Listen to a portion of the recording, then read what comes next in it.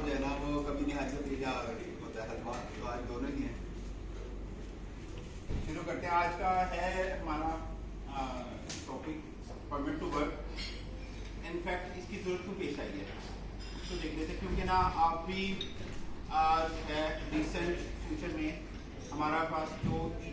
ETW system है वो revert होने जा रहा है। तो फील्ड मैनेजमेंट का ये था, ऑब्जेक्टिव था कि दोबारा से सारा का सारा जो प्रोसीजर है उसको दोबारा से हम क्या उसको रिफ्रेश कर लें, इसका एक रिफ्रेशर कोर्स कर लें, ताकि जो भी अगर कोई क्वेश्चंस हों, कोई एम्बिग्यूटीज हों, उसके हवाले से वो क्लियर हो जाए। तो उसका एक शॉर्ट सा एक्सेप्ट मैंने उसमें से निकाला है, क्योंकि प्रोसीजर एक बहुत बड़ा डॉक्यूमेंट है, उसके अंदर से जो मेन पॉइंट्स हैं वो हैं। अगर कोई चीज़ मिस हो रही हो या कोई ऐसी चीज़ है जो आप ऐड करना चाहते हों तो मुझे वो प्रेजेंटेशन के दौरान भी आप बता सकते हैं, तो इंटरप्ट करके तो हम उससे है ना मेन तो ऑब्जेक्टिव जो है वो तो हमारा लर्निंग है। तो करते हैं पहले पर्पस क्या है इसका। सबसे जो की एलिमेंट है इसका ये है कि ये एक फॉर्मल डॉक्यूमेंट है जिसका मेन ऑब्जेक्टिव है सेफ एग्जीक्यूशन ऑफ वर्क, और ये है कॉर्पोरेट प्रोसीजर है, तमाम फील्ड्स पर एक्सटेंडेड है, और इसमें ड्रिलिंग साइट्स वगैरह भी और प्रोजेक्ट्स और सारे कॉन्ट्रैक्टर्स वगैरह इसकी लायबिलिटी के अंदर आते हैं, इसकी जुरिसडिक्शन के अंदर फॉल करते हैं। कर लें तो इसको कैसे कर लेंगे कि ये सेफ्टी ऑफ पर्सनल एसेट्स और एनवायरनमेंट तीनों को इंश्योर करेगा, ठीक है जी। और दूसरी जो पहले मैंने आपसे बताया कि फॉर्मल प्रोसेसिंग है, उसके एक फॉर्मल एक डॉक्यूमेंट है कि जिसमें हम हैजर्ड्स को आइडेंटिफाई करेंगे और उनके लिए जो भी कंट्रोल मेजर्स वो लेंगे उसको इंश्योर करेंगे। और हर तरह के हैजर्डस वर्क के लिए जरूरी है, क्योंकि हमारे पास एक सर्टेन एग्जेम्प्टेड लिस्ट भी जो है वो डेवलप करते हैं हमारे पास QHSE डिपार्टमेंट, मगर जो जहां जहां पर भी हैजर्डस वर्क होगा तो वहां पे ये मैंडेटरी है कि हम परमिट टू वर्क को अप्लाई करें।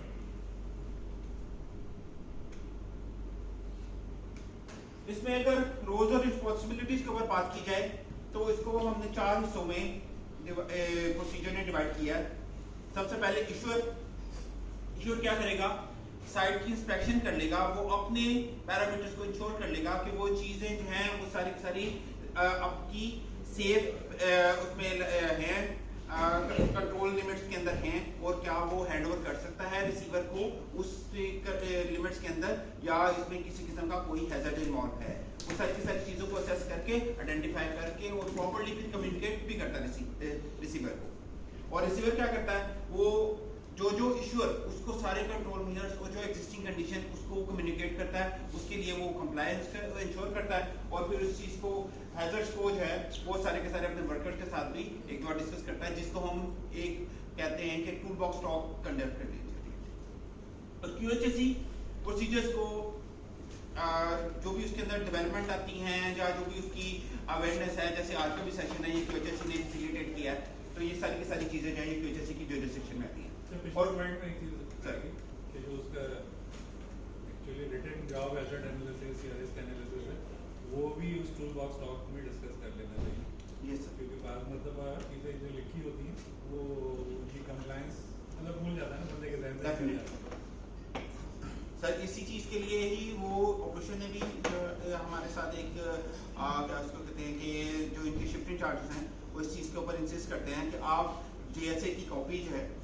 साथ लेकर आए, और ताकि जो है उसका एक पर्पस ये भी हो जाता है कि फौरी तौर पर अगर आप कोई भी काम करने लगे हैं कि नॉन रूटीन वर्क में तो ये मैंडेटरी है, मगर रूटीन वर्क में भी जहाँ पे आपको आपका एक्सपीरियंस आपकी एक्सपर्टीज जो है इस चीज़ को ओवरशैडो करने की कोशिश करती हैं कि यार कोई मसला नहीं, मैं तो रोज ही करता रहता हूँ काम, इसमें कौन सा ऐसा मसला है, तो हम उस डॉक्यूमेंट को ना सुपरसीड कर दें, किसी तरह से उसको निगलेक्ट ना कर दें, तो उस चीज़ के लिए बेहतर है। और हम सारे डिपार्टमेंट्स के पास तकरीबन रिसीवर्स जितने भी हैं उन सब के पास वो हार्ड कॉपीज हैं, सबने प्रिंट करके अपने साथ रखे हुए, तो इस चीज़ को भी इंश्योर किया जाए कि साथ लेके जाएं, ताकि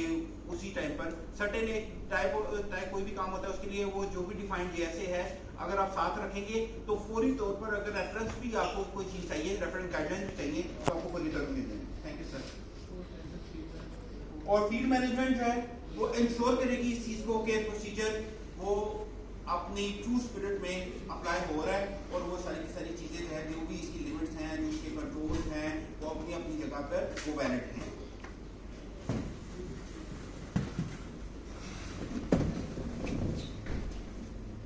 अब इस प्रोसीजर के लिए कुछ रूल्स हैं, उन रूल्स को मेनली ये हमने 4 पॉइंट्स में जाने शॉर्टलिस्ट किया। उसके अंदर से पहला कि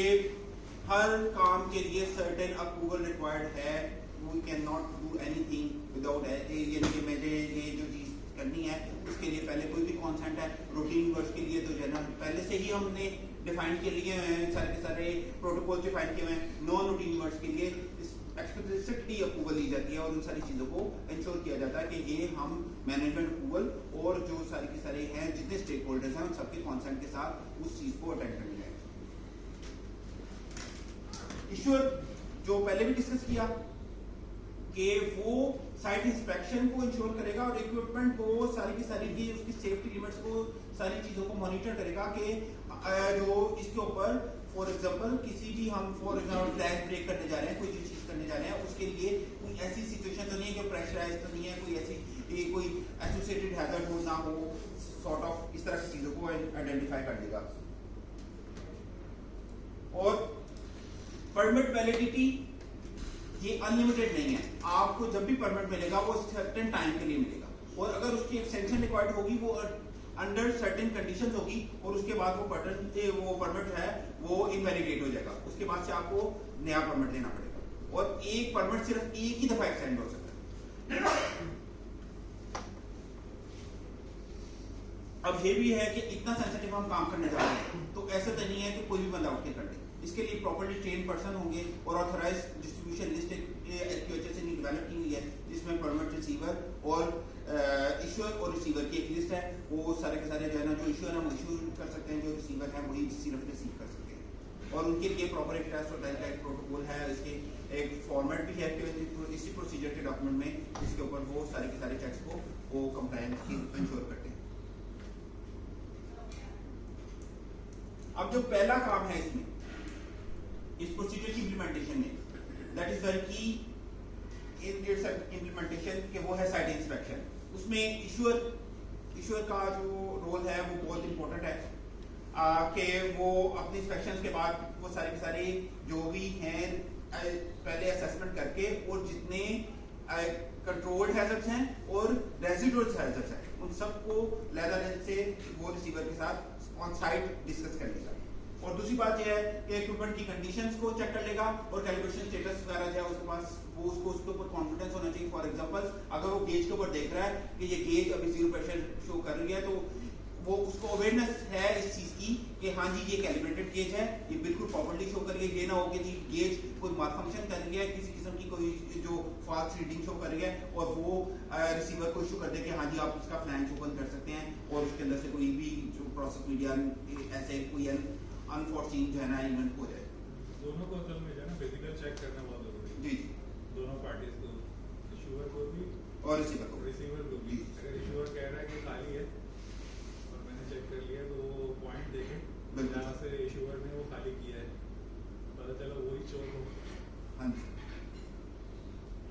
डेफिनेटली, क्योंकि रिसीवर जो है या फिर इलेक्ट्रिकल आइसोलेशन होगी तो फील्ड वाला जो है वो कुछ बटन दबा के देखे कि वाकई आइसोलेशन हुई नहीं चला, मतलब काम करने से पहले। डेफिनेटली सर, इसमें जो चीज है इस चीज में मैं ये ऐड करना चाहूंगा कि रिसीवर वहां पे उस हैजर्ड के साथ बिल्कुल डायरेक्टली इंटैक्ट है। वो उसके इश्यूअर तो उसको परमिट देके तो शायद दूसरी किसी जॉब पे चला जाए, दूसरी किसी असाइनमेंट पे चला जाए, मगर रिसीवर तो उसके साथ एंगेज है। फॉर एग्जांपल हम ये कहते हैं कि वो आप मोटर रिमूव करने जा रहे हैं एक उसके अंदर फैन की एनक्लोजर के अंदर और फैन पॉजिटिवली आइसोलेटेड नहीं है, जैसे सर ने बताया कि आप कुछ बटन आपने दबा के चेक कर ले दबा, अगर किसी तरह से ऐसे हो गया कि कोई चीज भी माल फंक्शन कर रही है, फॉर एग्जांपल अगर उन्होंने आइसोलेट भी किया कोई जो चीज है किसी तरीके से वो नहीं आइसोलेट प्रॉपर्ली हुआ और कोई खुदा ना खासा अगर चल जाता है तो देखिए रिसीवर तो अंदर है ना, रिसीवर तो सबसे पहले तो कोई भी किसी किस्म का भी कोई रिस्क इन्वॉल्व है वो सबसे पहले जो बियर करेगा इसके कॉन्सिक्वेंसेस वो रिसीवर है। तो रिसीवर को इश्यूअर्स के साथ बिल्कुल अपने कॉन्फिडेंस लेवल के साथ जो है ना, जब तक उसका कॉन्फिडेंस नहीं इसके ऊपर बिल्ड हो जाता कि it is safe to do this thing, तो तब तक वो जो चीज़ है उन चीज़ों को के ऊपर जो फिर से रीवैल्यूएट कर ले, उसको इंश्योर कर ले, असेस कर ले, ताकि जो है हमारी जॉब हर तरीके से वो सेफ प्रेमिसेस में हो। और इसके बाद जो सारी की सारी जो चीज़ें कि हम सारी साइट को की सेफ्टी के जो पैरामीटर्स हैं ओवरऑल वो उसको इंश्योर कर लेते हैं और फिर हम प्रोसीड करते हैं। अब हम जिस प्रेमिसेस में आप काम करने जा रहे हैं वहाँ पर क्या उसकी पॉसिबिलिटीज हैं, इंश्योर कर लें कि एटमॉस्फेयर जो है वो गैस फ्री है और सेफ है। एंड द थर्ड थिंग कि आपने एक दफा रीडिंग देने के बाद जहां पे भी गैस टेस्टिंग की रिक्वायरमेंट है वो एब्सोल्युटली आपको सारे परमिट टाइम ड्यूरेशन के लिए वैलिडेट नहीं करती। आपने हर घंटे या 2 घंटे परमिट जो है वो प्रोसीजर आपको 2 घंटे का करता है, तो 2 घंटे के बाद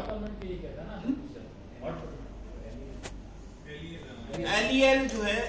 जहां पे भी रिक्वायरमेंट है, देखिए जहां पे भी टॉक्सिक और फ्लेमेबल गैसेस की फिजिबिलिटी है वहां पे प्रोसीजर ने ये लिखा है हॉट वर्क परमिट। फिर अगर सिर्फ ये हॉट वर्क परमिट के अंदर है क्लॉज तो फिर आपको हॉट वर्क परमिट चाहिए। प्रोसीजर दिया होता टाइम ना, मैं उसी का ही जिक्र किया आपसे कि 2 घंटे उसमें लिखा हुआ है, ठीक है जी। तो आपने ये जो चीज है अगर देखिए प्रोसीजर जो है वो आपको बाकी सारी की सारी गाइडलाइंस हैं वो सर्टेन एनेक्सर्स में है, ठीक है। प्रोसीजर आपको ओवरऑल गाइडलाइन देगा कि जहां पे भी आपको ये आप असेस करते हैं कि ये हैजर्ड इन्वॉल्व है तो फिर अगर किसी और परमिट के अंदर वो कवर नहीं हो रही तो take it the hot permit. लेकिन 2 घंटे जो है वो जरूरी नहीं है, आप उससे पहले भी जा सकते हैं। बिल्कुल सर, एट मैक्सिमम लिखा हुआ है, एट मैक्स लिखा हुआ है कि 2 घंटे से लेट तो नहीं होनी चाहिए। वो आप देख सकते हैं कि कितनी कंसंट्रेशन है या आपका माइंड क्या कहता है कि डेफिनेटली ये 15 मिनट बाद भी करें डेफिनेटली। और दूसरे ये हमारे केस में ब्रास के टूल्स इतने होते नहीं ना, आप ज़्यादातर जो है लोहे के टूल्स इस्तेमाल कर रहे होते हैं, हैमर भी लोहे का इस्तेमाल कर रहे होते हैं। वैसे तो अगर इसमें 3 चीज़ें रिक्वायरमेंट है कि आपने तो ये हमने प्रोसीजर में बता दिया कि एक सर्टेन स्पेसिफाइड टाइम वो ड्यूरेशन के लिए ये वैलिडेटेड है। फिर आप एक्सटेंड एक ही दफ़ा करवा सकते हैं और उसी शिफ्ट के अंदर करवा सकते हैं, अगली शिफ्ट के अंदर आपको नया परमिट ही देना पड़ेगा। और रिन्यूअल जो मैंने आपको बता दिया कि अगली शिफ्ट के अंदर आपको वेदर और नॉट के कोई भी सिनेरियो भी चेंज नहीं हुआ, कुछ भी नहीं हुआ, मगर चूंकि शिफ्ट भी चेंज हो रही है तो आपको फिर दूसरी बॉडी के साथ दूसरी जो पार्टी आ गई है फॉर एग्जाम्पल शिफ्ट के लिए या ऑपरेटर है, शिफ्ट इंचार्ज है, उन सबके साथ वो दोबारा से इस चीज़ को इंश्योर करेंगे हाँ जी अभी तक ये सेफ कंट्रोल लिमिट्स के अंदर है, तब कि वो उसके लिए आपको नया परमिट इशू करेंगे। तो सब पर काम होता रहेगा। तो नॉर्मली तो वही उसी परमिट का स्टैंड करते हैं शिफ्ट प्रोसीजर ने यही लिखा है कि शिफ्ट के चेंज हो गया। अब प्रोसीजर में ये है अपडेटेड कि आपने अगर एक्सटेंड कराना है फॉर एग्जांपल कि अगर 12 घंटे की शिफ्ट है, पहले 8 घंटे की शिफ्ट होती थी, इस वजह से वो एक्सटेंड हो जाता है। अब जब से 12 घंटे की शिफ्ट हुई है तब से ये आ गया है कि आप उस शिफ्ट के अंदर फॉर एग्जांपल अभी आप काम करके गए तो आपने जो सर्टेन अगर ब्रेक लिया है तो आपने कहा चलो ठीक है, तो आप उसी अगर अभी तक परमिट वो क्लोज नहीं हुआ तो फिर उसको एक्सटेंशन करवा सकते हैं फॉर एनी एडिशनल वर्क या कोई इस तरह की रिक्वायरमेंट आए, मगर जैसे ही शिफ्ट चेंज होगी तो आपको नया परमिट लेना पड़ेगा। ये अच्छी बात है कि आपने ये क्वेश्चन रेज किया था कि है ना वो सबके लिए हो गया क्लियर कि आपको उसी शिफ्ट में ही अभी एक्सटेंशन है, नई शिफ्ट में नया परमिट। उस शिफ्ट में एक्सटेंशन की जरूरत क्यों आ गया क्या उस शिफ्ट में एक्सटेंशन की जरूरत क्यों है? तो शिफ्ट नहीं इसके बाद जो नेक्स्ट एलिमेंट है वो है ट्रेनिंग।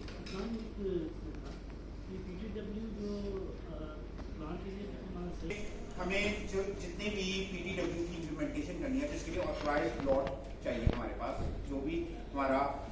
लोग रिसीव करें इशू करें जो इसके अंदर इन्वॉल्व हैं वो सब के सब एक अकॉर्डिंग टू एक ट्रेनिंग प्रोटोकॉल जो है उनको उनकी डेवलपमेंट की जाएगी, उनके सारे नॉलेज की उनकी एक्सपर्टीज की वो सारी उसमें इशूअर भी और रिसीवर भी और सब के सब जो है वो प्रॉपर ट्रेनिंग के थ्रू वो उससे गुजरेंगे और जो भी उसकी कंडीशंस हैं, रिस्पॉन्सिबिलिटीज़ हैं, उसके लिए प्रॉपर अवेयरनेस हासिल करेंगे और उनका टेस्ट होगा और उनका प्रॉपर डॉक्यूमेंट जो रिकॉर्ड है वो QHS के पास मेंटेन होगा। उसके बाद जो अभी ये हम जिस पर बात कर रहे थे कि ये ट्रेनिंग जो है वो हैजर्ड आइडेंटिफिकेशन के ऊपर वो सारी की सारी बेस होनी चाहिए ताकि जो रिक्वायर्ड प्रिकॉशंस हैं वो प्रॉपर्ली ली जाए। थर्ड के कॉम्पिटेंसीज जो हैं उन सबको इंश्योर किया जाएगा उस ट्रेनिंग के अंदर कि ताकि वो इशू जो किया जा रहा है परमिट और जो रिसीव किया जा रहा है वो कंप्लाई कर सके रिक्वायरमेंट। अब ये है क्रक्स है उसका जो उसने इश्योर रिस्पॉन्सिबिलिटीज लिखी है। इसके बाद रिसीवर रिस्पॉन्सिबिलिटीज है। इसके ऊपर सबसे पहले तो जो हम पहले डिस्कस कर चुके हैं कि साइट इंस्पेक्शन, उसके बाद गैस टेस्टिंग, उसके बाद कैलिब्रेशन ऑफ स्टेटस उसका चेक करना उसने जिस चीज में भी हो उसके लिए देखिए कि हो सकता है कि किसी भी चीज में एक माइनर सी, क्योंकि आप सब जानते हैं कि safety always comes in layer, कोई एक भी लेयर जो है ना वो बाईपास होती है तो शायद वही एक हिंड्रेंस हो एक्सीडेंट में और हैजर्ड के अंदर जो चीज़ है। फॉर एग्जांपल हम सब लोग जैसे वो थे डॉक्टर साहब से मेरी बात हुई थी तो इन्होंने कहा पहले इनका कंसर्न था कि हम पाइपर अल्फा की वीडियो दिखाते हैं, मगर फिर बाद में हमने इस चीज़ के ऊपर इस्तेमाल किया क्योंकि हम अक्सर देख चुके हैं तो टाइम भी थोड़ा कंफाइन किया जाए, मगर हम ये देखते हैं कि पाइपर अल्फा की का स्टेटस हो, बीपी का इंसिडेंट हो, कोई और भी हो जहाँ पे भी PTW की वायलेशंस के साथ हुए एक स्लाइड सा है ना वो एक कोई गैप आता है जिसके बाद क्या उसको कहते हैं वो एक डिजास्टर में कन्वर्ट हो जाता है। तो जो चीज़ है आप कैलिब्रेशंस को और उसकी इंटेग्रिटी को इस चीज़ को कभी भी अंडरमाइन मत करें, इसको प्रॉपर्ली इंश्योर कर लें और अगर टाइम रिक्वायर्ड है तो टेक इट टाइम, जो व्हाट इट टेक्स, मगर आप सेफ्टी को बाईपास करके प्रोसेस को कभी भी तेज नहीं कर सकते, कभी भी उसको एक्सपर्टाइज नहीं कर सकते। उसके लिए हम रिसोर्सेज का एंगेज कर सकते हैं, बाकी और मैनेजरियल टेक्निक्स है ना वो एडमिनिस्ट्रेटिव टेक्निक्स उसको अप्लाई कर सकते हैं तो जो अकॉर्डिंग टू द रिस्क, मगर अगर सर्टेन किसी भी चीज़ के लिए जो वो मैंडेटरी रिक्वायरमेंट्स हैं जो प्रोसीजर ने लिखी हैं, जो प्रोसीजर है ये हमारे लिए बाइबल की वो हैसियत रखता है यहाँ पे और तो आप उसको किसी भी किस्म के ना स्किप कर सकते हैं ना वायलेट कर सकते हैं। तो देखिए ये डेफिनेटली आफ्टर ऑल दोनों के ऊपर ही डिपेंड करता है, इश्योर रिसीवर के ऊपर, क्योंकि वही वो फर्स्ट पार्टी हैं जो इस चीज़ से अफेक्ट हो सकते हैं, क्योंकि वो हैंड ओवर करने में या रिसीव करने में या ओपन करने में किसी किस्म का भी सबसे पहला रिस्क वही फेस करेगा। और फिर सारी की सारी चीज जो कंट्रोल उन्होंने लेने हैं और उनके लिए जो मिटिगेशन जो भी उन्होंने एक्शंस लेने हैं उन सारी चीज़ों को इंश्योर कराना ये इश्योर की रिस्पॉन्सिबिलिटी है कि वो सारे के सारे जिस तरह के भी कंट्रोल्स हैं, फॉर एग्जांपल रिसीवर के लिए वो उन सारी चीज़ों से उसका कॉन्सेंट लेंगे कि भाई आपको ये एक चीज़, इसके लिए सबसे बड़ी एक चीज़ अच्छी होती है कि आप रिकॉल कर लेते हैं। फॉर एग्जांपल आपने एक लिस्ट डाउन किया, आपने ये बताया तो आप एक दफा फॉर एग्जांपल ये हमारी कोई है अगर ट्रेनिंग है, ये अगर आधा घंटा चलती है 1 घंटा चलती है, हम 5 मिनट में इसको रिकैप कर सकते हैं। तो इसी तरीके से जो आपका वर्क परमिट है आप इशू करने के बाद एक दफा जॉइंटली है ना जी मैंने ये कहा इस तरह से आपने ये या आप क्या समझे हैं, तो हम एक दफा से दोनों के साथ एक्सचेंज कर लेते हैं जिससे हमारी ये बात आ जाती है कि ये चीज कंफर्म हो जाती है कि इश्योर और रिसीवर दोनों एक पेज पर है, जो कम्युनिकेशन गैप है वो मिनिमाइज हो चुका है। और उसके बाद के कंडीशंस जो है ना इश्योर इस चीज को भी इंश्योर करके देगा कि वो वर्क एग्जीक्यूशन के लिए सुटेबल हैं कंडीशंस। और दूसरी बात ये है कि रिसीवर की ट्रेनिंग ये वो ट्रेनिंग नहीं है जो QHS ने करवानी है या जो प्रोसीजर ने करनी है, प्रोसीजर के अकॉर्डिंग हर एक बंदे की है, मगर वो उस जॉब के लिए ट्रेनिंग है कि यार ये सिनेरियो फॉर एग्जांपल वहां पे कोई साथ में कोई और भी काम हो सकता है, वो हम आगे साइमल्टेनियस ऑपरेशंस को साइमॉप्स को भी डिस्कस कर लेंगे। तो इस तरह की सारी जो क्योंकि वो एरिया कस्टोडियन डेफिनेटली इश्यूअर है, तो इश्यूअर है ना वो फॉर एग्जांपल आपके घर के अंदर कोई काम करने आता है तो आप उसको बताते हो यार ये इस वॉशरूम में या इस टैप में या इसमें या ये फैन में इसमें ये मसला है और आपने ये यहाँ पे ये जाके काम करना है और आपने ये आपका यही वाला एरिया है, तो हम वहां पे इश्यूअर होते हैं उसके लिए। तो इसी तरीके से जो ये कस्टोडियन है वो GPF 1 है 2 है 4 या 4 है, तो उसका जो इश्यूअर है वो उसके लिए कस्टोडियन है, वो उसी का घर है, उसी का एरिया है। वो रिसीवर एक सर्टेन काम करने के लिए जाएगा, वो काम करके दोबारा उसको हैंडओवर करके जाएगा। अब रिसीवर की तरफ आ जाए अगर कि जिस तरीके से कि अगर इश्यूअर की सर्टेन रिस्पॉन्सिबिलिटीज में है तो इसी तरीके से रिसीवर को भी किसी ना किसी चीजों के साथ कंप्लाई करना जरूरी है कि वो सारे के सारे रिव्यू करेगा कि परमिट की जो भी रिक्वायरमेंट्स हैं और कंडीशंस हैं, कंस्ट्रेंट्स हैं, सिनेरियोज है, वो सारा का सारा चीज जो है ना उसको अंडरस्टैंड कर लेगा कि हाँ जी मुझे इस सिनेरियो के अंदर काम करना है। फिर वो वेबसाइट पे जो वेबसाइट को विजिट करके फिर उस चीज को जो करेगा, जैसे जैसा कि पहले हमने बताया कि जैसे अगर उसने आइसोलेट कर दिया, ईश्वर ने कहा कि हाँ जी मैंने प्रॉपर्ली इसको लॉक आउट भी कर दिया, टैग आउट भी, उसमें तो खैर दोनों पार्टीज इन्वॉल्व हैं, but apart from that side आपने साइट पर जाके एरिया असेसमेंट रिसीवर की भी जिम्मेदारी, जिस तरह की अश्योरेंस उसकी जिम्मेदारी है कि वो सेफ है, इस तरह से असेसमेंट आपकी भी जिम्मेदारी है कि जो है ना हाँ जी जो उसने कहा था वो डेफिनेटली उसी तरीके से है। और फिर आप रिसीवर एक होगा, इश्यूअर एक होगा, ठीक है, मगर रिसीवर के साथ एक पूरी टीम होगी काम एग्जीक्यूट करने के लिए। तो आपने जैसे कि रिसीवर ने इश्यूअर को ट्रेन किया, इश्यूअर ने रिसीवर को ट्रेन किया, इसी तरीके से रिसीवर ने अपनी आगे टीम को भी ट्रेन करना है, उनके साथ वो टूल बॉक्स टॉक करनी है या उनको वो पूरे हैजर्ड्स बताने हैं, उनके साथ पूरी कंसिडरेशंस बतानी है कि यार ये सिचुएशन है। और फॉर एग्जाम्पल और ये चीजें जो खास तौर पर साइमॉक में जब मल्टीपल ऑपरेशंस हो रहे होते हैं, खासूसी तौर पर ATS के दौरान या जब वो सारी टीम्स है ना इकट्ठी काम कर रही होती हैं कि आप किसी भी चीज का, आपकी किसी एक्टिविटी का दूसरे के साथ या दूसरी एक्टिविटी का आपके साथ कोई लिंक हो, तो वहां पे इन सारी चीजों के साथ ही आपकी जो कॉन्शियस लेवल है वो और तरीके का आपको मेंटेन करने की जरूरत है। फिर आप वर्कर्स को भी इंश्योर करेंगे कि अपनी टीम को हमने ट्रेन कर लिया, मगर आप उस चीज के साथ आप विजिटर रहेंगे, उस चीज को कंफर्म करेंगे कि वो सारी की सारी परमिट की रिक्वायरमेंट को फुलफिल कर रहे हैं, किसी चीज को करने में। अब कोई काम करने के दौरान आपको ऐसा अनसेफ सिनेरियो मिल जाता है कि आप ये देखते हैं यार ये जो परमिट की कंडीशंस के अंदर या जो उसकी लिमिट्स थी, जो बैटरी लिमिट थी, जो भी उसका सिनेरियो है उसको वायलेट कर रहा है, कोई अनसेफ सिनेरियो की तरफ जा रहा है, तो 3 स्लाइड की ये 8 हैं वर्क परमिट्स, और जो डॉट्स हैं ये बेसिकली वो हैं परमिट्स की कलर्स हैं। जो भी for example core work permit है येलो है, हॉट वर्क परमिट ऑरेंज है, जो रेडियोग्राफी है ये इस तरह से ब्लू है, लाइट ब्लू है, और ये पर्पल है, इस सॉर्ट ऑफ ये सारे ये रिगिंग का नया ऐड हुआ है। जी बिल्कुल जी, इसका एग्जाम्पल उसी के अंदर PTW के अंदर। अच्छा, इसमें से सबको तो नहीं हम कवर कर रहे अभी डिटेल में, जो ज्यादा कॉमनली हम इशू कर रहे हैं उस चीज को जो है ना, वो हमने कल डाटा लिया था वो हसन नवीन साहब से, जो वैसे तो डाटा उस तरीके का एनालाइज करना थोड़ा मुश्किल था, तो इनके पास PTW का डाटा था, तो उसको हमने एनालाइज करके तो वो उस हिसाब से देखा कि ना जो ज्यादा फ्रीक्वेंटली इशू हो रहे हैं हमने उसी की ज्यादा डिटेल स्लाइड नहीं। कोड परमिट में सबसे पहले तो हर जर्नल का जिसमें भी